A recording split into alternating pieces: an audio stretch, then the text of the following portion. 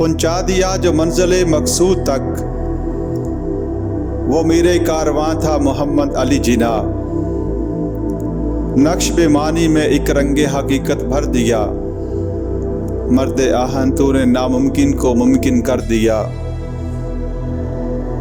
बिस्मिल्लाहिर्रहमानिर्रहीम। अस्सलामु अलैकुम। कायद-ए-आज़म मोहम्मद अली जिन्ना के आखिरी फाइल पर दस्तखत।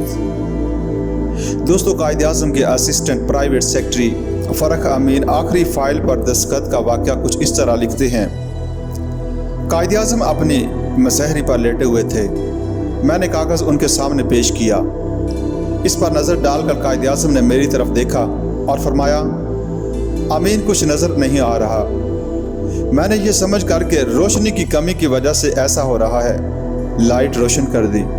कायद-ए-आज़म ने फिर नज़र डाली, लेकिन पढ़ने की कोशिश करते हुए ज़रा सी देर में नज़र हटा ली और मेरी तरफ देखा। मैं समझ गया कि कागज़ पढ़ने में इन्हें अब भी दिक्कत हो रही है। कमरे के बाईं तरफ एक खिड़की थी। इस पर एक मोटा सा पर्दा लटका हुआ था। खिड़की के पास जाकर मैंने पर्दा सरका दिया कि बाहर से रोशनी आ सके। इस मर्तबा भी कायद-ए-आज़म कागज़ की इबारत अच्छी तरह ना पढ़ सके। मेरा दिल कह रहा था कि या अल्लाह, ये क्या हुआ है। इतने में कायद-ए-आज़म ने मुझे देखा और फरमाया कि मुझे उठाकर बिठाओ। मैंने हुक्म की तामील की। मैंने उनकी पसलियों के पीछे हाथ रखकर आहिस्ता से सहारा दिया और पीछे की तरफ 2 तकिए रखकर उन्हें बिठाने की कोशिश की, लेकिन कायद-ए-आज़म के लिए यह भी मुमकिन ना हुआ कि वो इस तरह बैठकर कागज़ पर दस्तखत कर सकें। इस सूरत हाल से इन्हें बड़ी उलझन हुई। वो मुझसे फरमाने लगे कि मुझे सहारा दो ताकि मैं पूरी तरह बैठ सकूं। मैंने हाथों के सहारे से उनके जिस्म को और सीधा किया। मैं उनके सामने की तरफ खड़ा था और मेरे दोनों हाथ इनकी दोनों पसलियों के नीचे थे। इस तरह अगर वो कागज़ पर दस्तखत भी करना चाहते तो मेरे दोनों हाथ उनके लिए रुकावट पैदा करते। इसलिए मैंने उनके जिस्म को एक हाथ से रोका और पीछे की तरफ जाकर उसे अपने दोनों हाथों से संभाल लिया। इस वक्त मेरे दिल की ये कैफियत थी कि जैसे मैंने शीशे की बहुत नाजुक सी चीज़ पकड़ रखी है और मेरी ज़रा सी कोताही से भी इस नाजुक से शीशे में बाल पड़ जाएगा।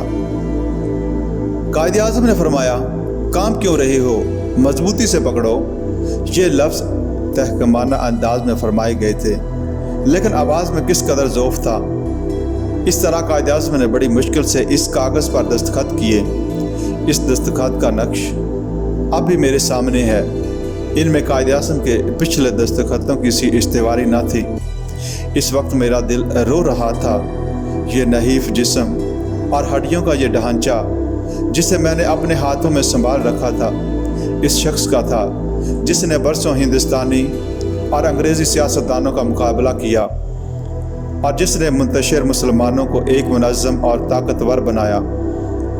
मैं रो पड़ा कि आज इसकी ये हालत है। जब वो कागज़ पर दस्तखत कर चुके तो कितनी थक चुके थे। उन्होंने बड़े दर्दनाक अंदाज में फरमाया, अमीन, मैं भी हाँप रहा हूँ और तुम भी हाँप रहे हो।